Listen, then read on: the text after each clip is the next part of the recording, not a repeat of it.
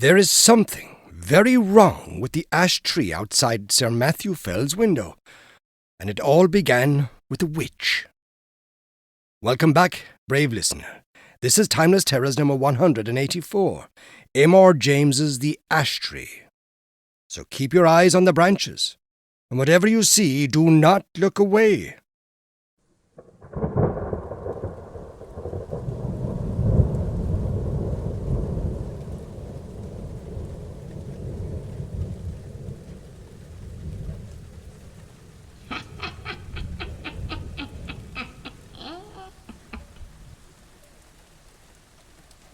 Everyone who has travelled over eastern England knows the smaller country houses with which it is studded. The rather dank little buildings, usually in the Italian style, surrounded with parks of some 80 to 100 acres. For me, they have always had a very strong attraction. The grey paling of split oak, the noble trees, the meres with their red reed beds, and the line of distant woods. Then I like the pillared portico, perhaps stuck onto a red brick Queen Anne house which has been faced with stucco to bring it into line with the Grecian taste of the end of the 18th century. The hall inside, going up to the roof, which hall ought always to be provided with a gallery and a small organ. I like the library, too, where you may find anything from a Psalter of the 13th century to a Shakespeare quarto. I like the pictures, of course, and perhaps most of all, I like fancying what life in such a house was when it was first built, and in the piping times of landlord's prosperity, and not least now when, if money is not so plentiful, taste is more varied and life quite as interesting. I wish to have one of these houses, and enough money to keep it together and entertain my friends in it modestly. But this is a digression. I have to tell you of a curious series of events which happened in such a house as I've tried to describe. It is Castringham Hall in Suffolk. I think a good deal has been done to the building since the period of my story, but the essential features I have sketched are still there. Italian portico, square block of white house, older inside than out, park with fringe of woods and mere. The one feature that marked out the house from a score of others is gone. As you looked at it from the park, you saw on the right a great old ash tree, growing within a half a dozen yards of the wall, and almost or quite touching the building with its branches. I suppose it had stood there ever since Castringham ceased to be a fortified place, and since the moat was filled in, and the Elizabethan dwelling house built. At any rate, it had well nigh attained its full dimensions in the year 1690. In that year, the district in which the hall is situated was the scene of a number of witch trials. It will be long, I think, before we arrive at a just estimate of the amount of solid reason, if there was any, which lay at the root of the universal fear of witches in old times. Whether the persons accused of this offence really did imagine that they were possessed of unusual powers of any kind, or whether they had the will at least, if not the power, of doing mischief to their neighbours, or whether all the confessions, of which there are so many, were extorted by the mere cruelty of the witch-finders. These are questions which are not, I fancy, yet solved. And the present narrative gives me pause. I cannot altogether sweep it away as mere invention. The reader must judge for himself.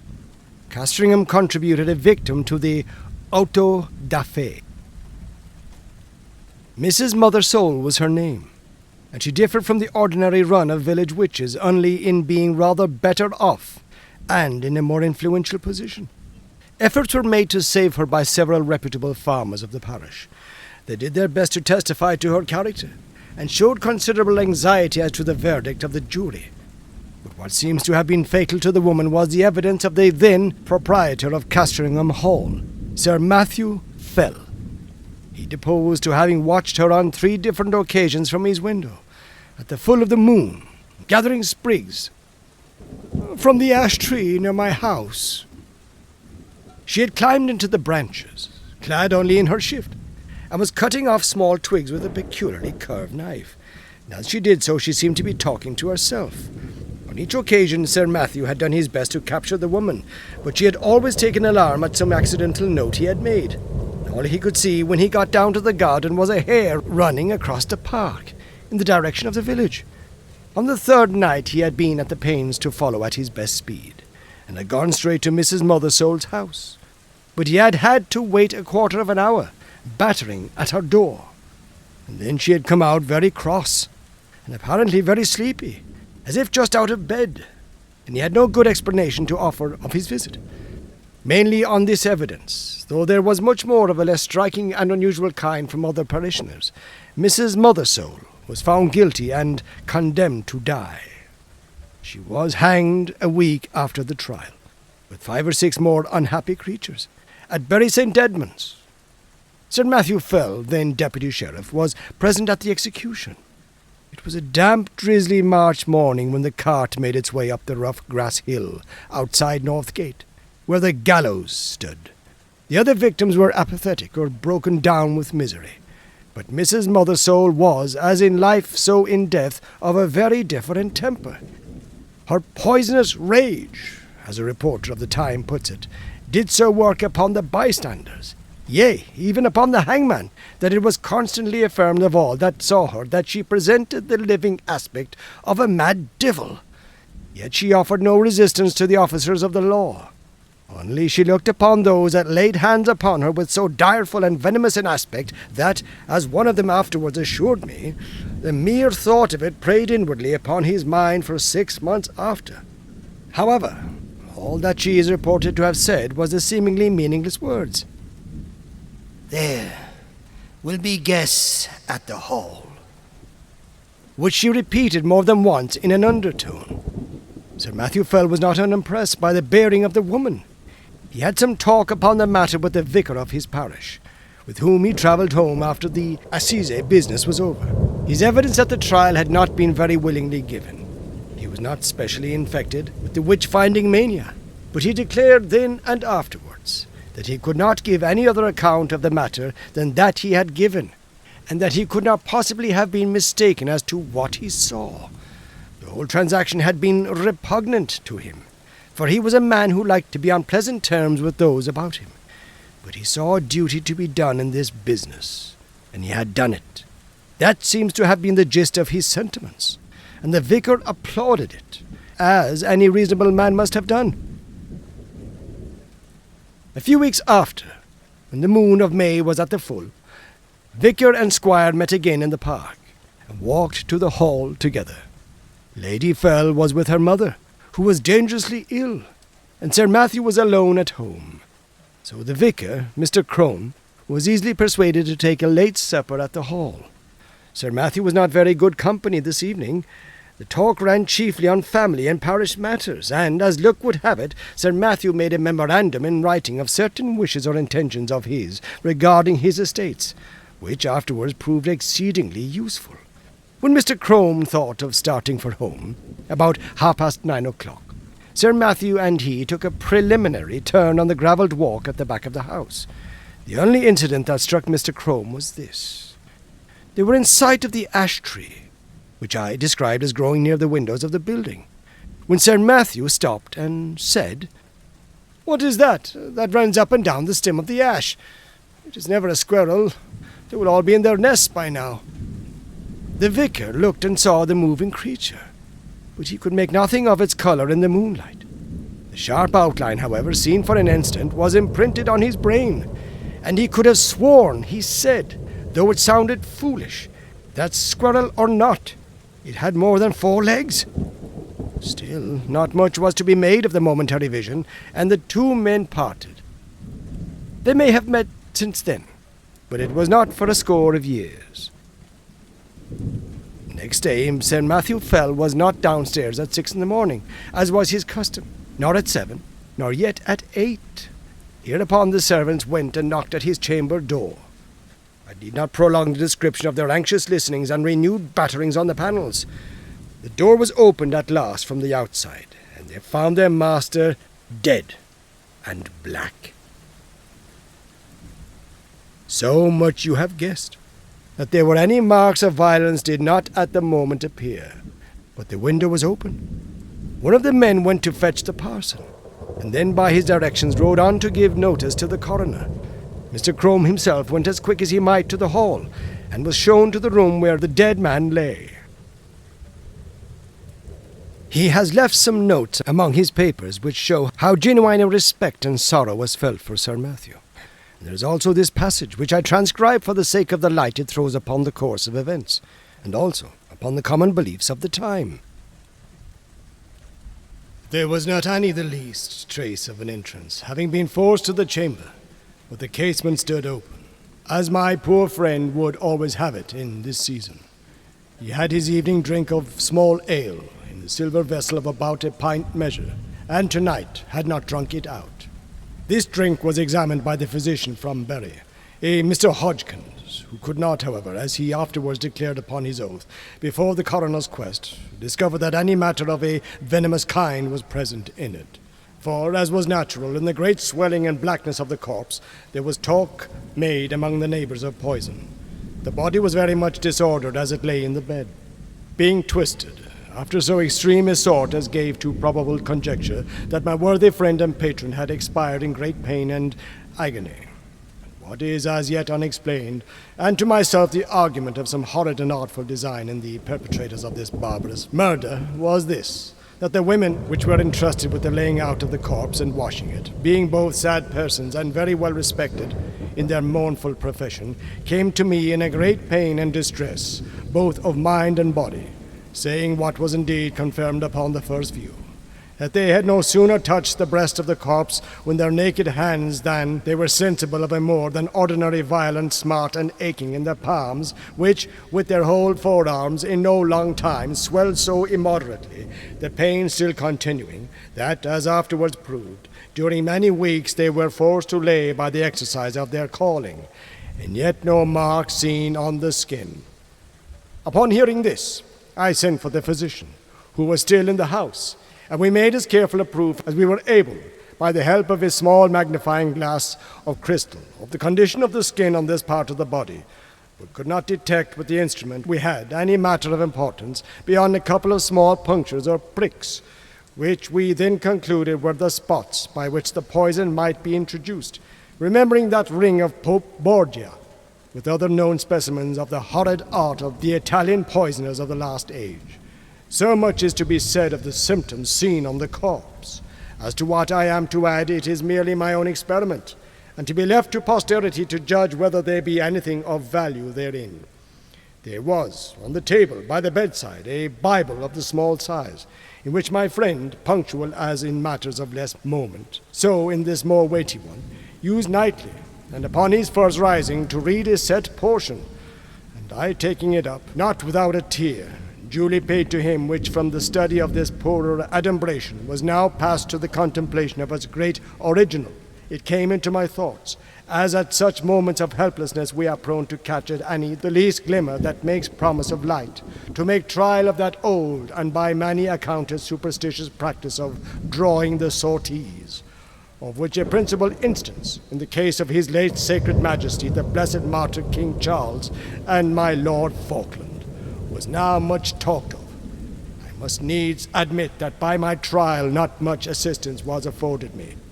Yet, as the cause and origin of these dreadful events may hereafter be searched out, I set down the results. In the case it may be found that they point to the true quarter of the mischief, to a quicker intelligence than my own. I made then 3 trials, opening the book and placing my finger upon certain words, which gave in the first these words, from Luke 8:7, cut it down. In the second, Isaiah 13:20, it shall never be inhabited. And upon the third experiment, Job 39:30, her young ones also suck up blood. This is all that need be quoted from Mr. Crome's papers. Sir Matthew Fell was duly confined and laid into the earth, and his funeral sermon, preached by Mr. Crome on the following Sunday, has been printed under the title of The Unsearchable Way, or England's Danger and the Malicious Dealings of Antichrist. It being the vicar's view, as well as that most commonly held in the neighbourhood, that the squire was the victim of a recrudescence of the popish plot. His son, Sir Matthew II, succeeded to the title and estates, and so ends the first act of the Castringham tragedy.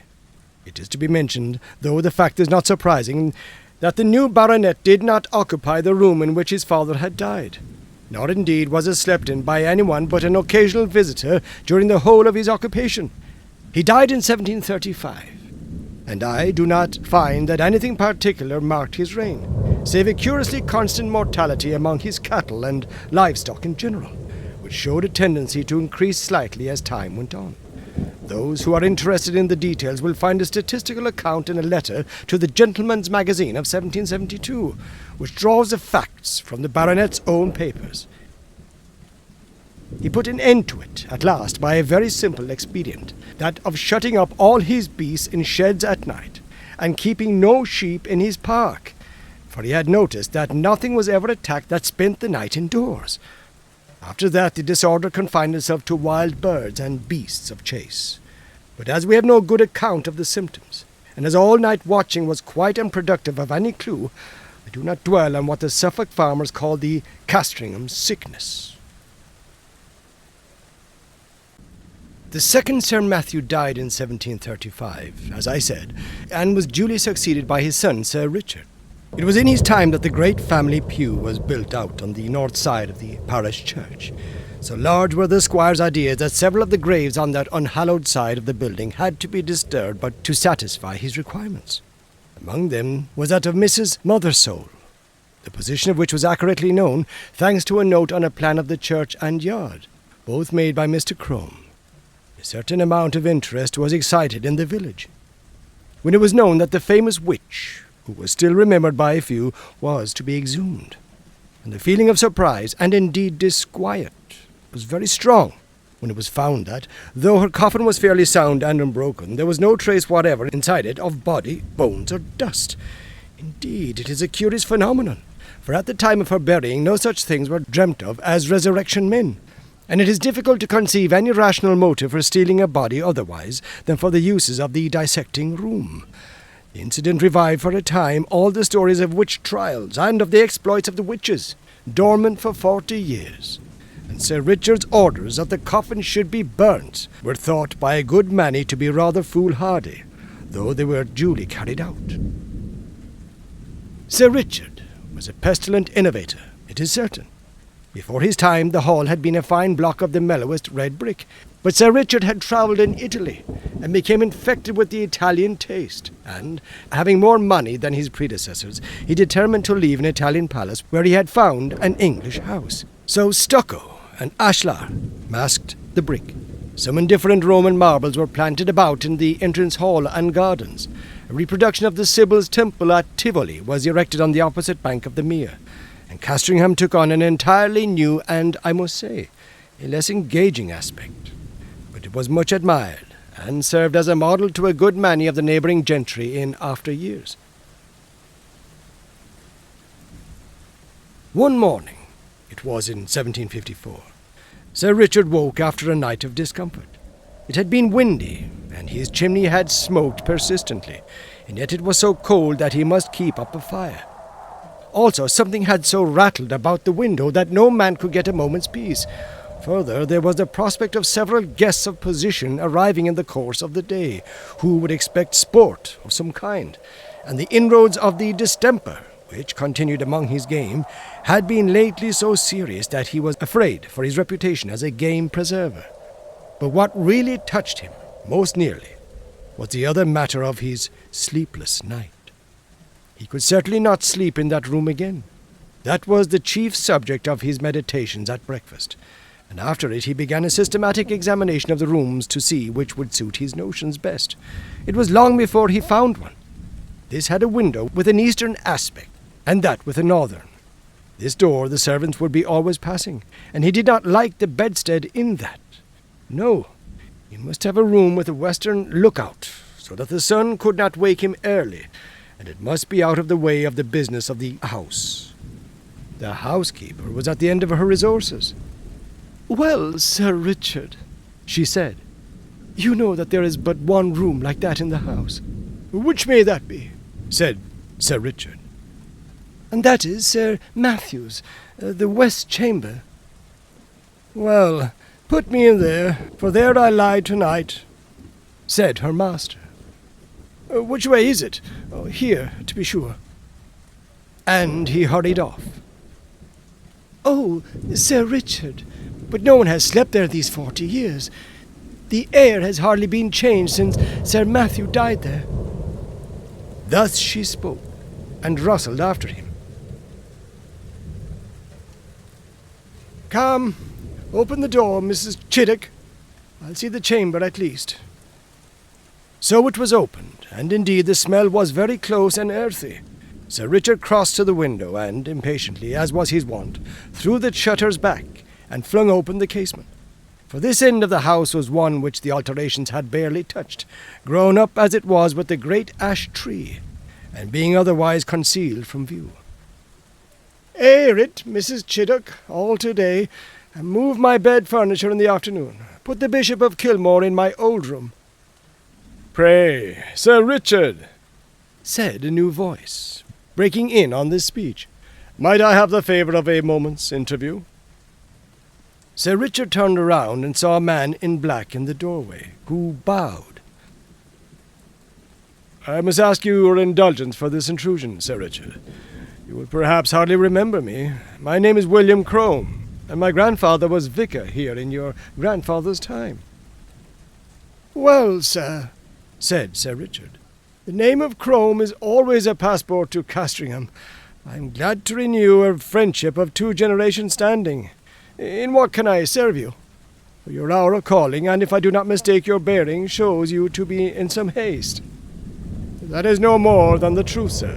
I am riding from Norwich to Bury St. Edmunds with what haste I can make, and have called in on my way to leave with you some papers, which we have but just come upon in looking over what my grandfather left at his death. It is thought you may find some matters of family interest in them." "You are mighty obliging, Mr. Crome. If you'll be so good as to follow me to the parlour and drink a glass of wine, we will take a first look at these same papers together. And you, Mrs. Chiddock, as I said, be about airing this chamber. Yes, it is here my grandfather died. Yes, the tree, perhaps, does make the place a little dampish. No, I do not wish to listen to any more. Make no difficulties, I beg. You have your orders. Go. Will you follow me, sir?" They went to the study. The packet which young Mr. Crome had brought. He was then just become a fellow of Clare Hall in Cambridge, I may say, and subsequently brought out a respectable edition of Polonius, contained among other things the notes which the old vicar had made upon the occasion of Sir Matthew Fell's death. And for the first time Sir Richard was confronted with the enigmatical sortes biblicae, which you have heard. They amused him a good deal. "Well," he said, "my grandfather's Bible gave one prudent piece of advice. Cut it down. If that stands for the ash tree, he may rest assured I shall not neglect it. Such a nest of catarrhs and eggs was never seen." The parlour contained the family books, which, pending the arrival of a collection which Sir Richard had made in Italy, and the building of a proper room to receive them, were not many in number. Sir Richard looked up from the paper to the bookcase. "I wonder," says he, "whether the old prophet is there yet. I fancy I see him." Crossing the room, he took out a dumpy Bible, which sure enough bore on the flyleaf the inscription, "To Matthew Fell, from his loving godmother, Anne Aldous, 2nd of September, 1659. "It would be no bad plan to test him again, Mr. Crome. I will wager we get a couple of names in the Chronicles. What have we here? 'Thou shalt seek me in the morning, and I shall not be.' Well, well, your grandfather would have made a fine omen of that, eh? No more prophets for me. They're all in a tale. And now, Mr. Crome, I am infinitely obliged to you for your packet. You will, I fear, be impatient to get on. Pray allow me another glass." So with offers of hospitality, which were genuinely meant, for Sir Richard thought well of the young man's address and manner, they parted. In the afternoon came the guests. The Bishop of Kilmore, Lady Mary Hervey, Sir William Kentfield, etc. Dinner at 5, wine, cards, supper, and dispersal to bed. Next morning Richard is disciplined to take his gun with the rest. He talks with the Bishop of Kilmore. This prelate, unlike a good many of the Irish bishops of his day, had visited his see, and indeed resided there for some considerable time. This morning, as the two were walking along the terrace and talking over the alterations and improvements in the house, the bishop said, pointing to the window of the west room, "You could never get one of my Irish flock to occupy that room, Sir Richard." "Why is that, my lord? It is, in fact, my own." "Well, our Irish peasantry will always have it that it brings the worst of luck to sleep near an ash tree, and you have a fine growth of ash not 2 yards from your chamber window. Perhaps," the bishop went on with a smile, "it has given you a touch of its quality already. You do not seem, if I may say it, so much the fresher for your night's rest as your friends would like to see you." "That, or something else, it is true, cost me my sleep from 12 to 4, my lord. But the tree is to come down tomorrow, so I shall not hear much more from it." "I applaud your determination. It can hardly be wholesome to have the air you breathe strained, as it were, through all that leafage." "Your lordship is right there, I think. But I had not my window open last night. It was rather the noise that went on, no doubt from the twigs sweeping the glass. That kept me open-eyed." "I think that can hardly be, Sir Richard. Here, you see it from this point. None of these nearest branches even can touch your casement unless they were a gale. And there was none of that last night. They missed the panes by a foot." "No, sir. True. What then will it be? I wonder. That scratched and rustled so. Aye, and covered the dust on my sill with lines and marks." At last they agreed that the rats must have come up through the ivy. That was the bishop's idea, and Sir Richard jumped at it. So the day passed quietly, and night came, and the party dispersed to their rooms and wished Sir Richard a better night. And now we are in his bedroom, with the light out and the squire in bed. The room is over the kitchen, and the night outside still and warm, so the window stands open. There is very little light about the bedstead, but there is a strange movement there. It seemed as if Sir Richard were moving his head rapidly to and fro, with only the slightest possible sound. And now you would guess, so deceptive is the half-darkness, that he had several heads, round and brownish, which move back and forward, even as low as his chest. It is a horrible illusion. Is it nothing more? There! Something drops off the bed with a soft plump, like a kitten, and is out of the window in a flash. Another 4, and after that there is quiet again. "Thou shalt seek me in the morning, and I shall not be."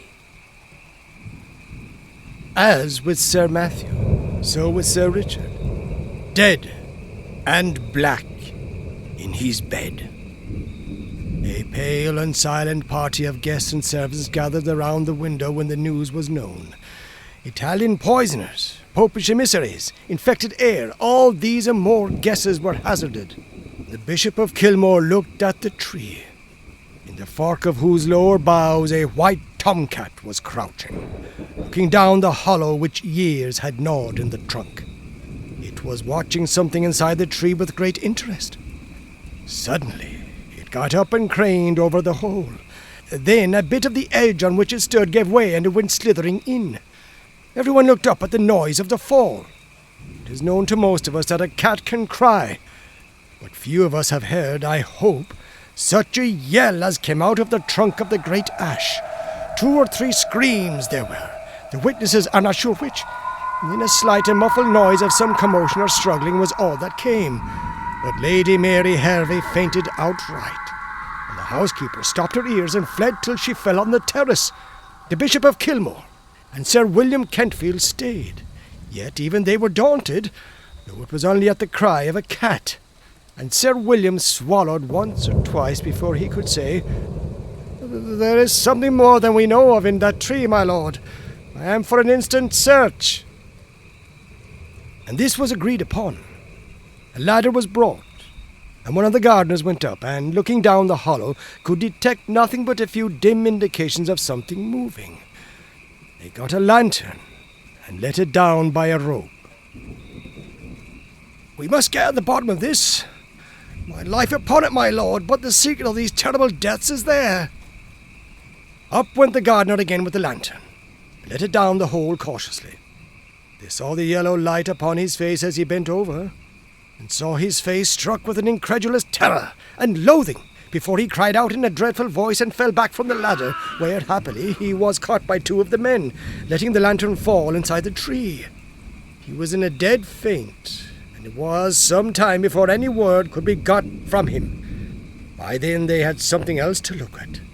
The lantern must have broken at the bottom, and the light in it caught upon dry leaves and rubbish that lay there, for in a few minutes a dense smoke began to come up, and then flame, and, to be short, the tree was in a blaze.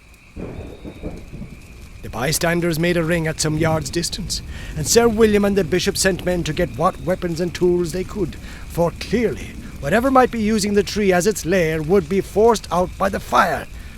So it was. First, at the fork, they saw a round body covered with fire, the size of a man's head, appear very suddenly, then seem to collapse and fall back. This 5 or 6 times. Then a similar ball leapt into the air and fell on the grass, where after a moment it lay still. The bishop went as near as he dared to it, and saw what but the remains of an enormous spider, veinous and seared. And as the fire burnt lower down, more terrible bodies like this began to break out from the trunk, and it was seen that these were covered with greyish hair.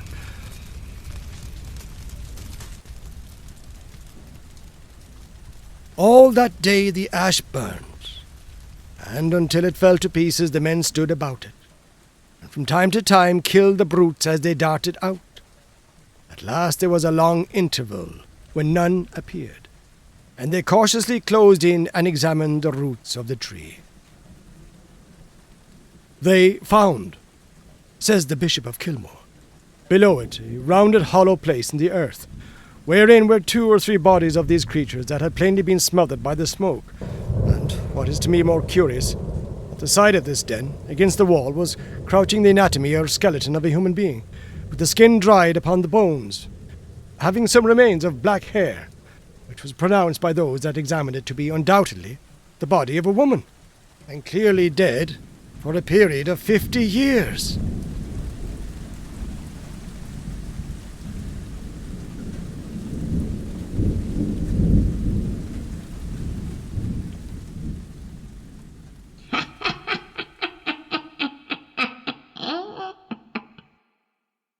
And so we leave the ash tree behind. But I suspect some things are not so easily cut down, or burnt. That was M.R. James's The Ash Tree, Timeless Terrors number 184.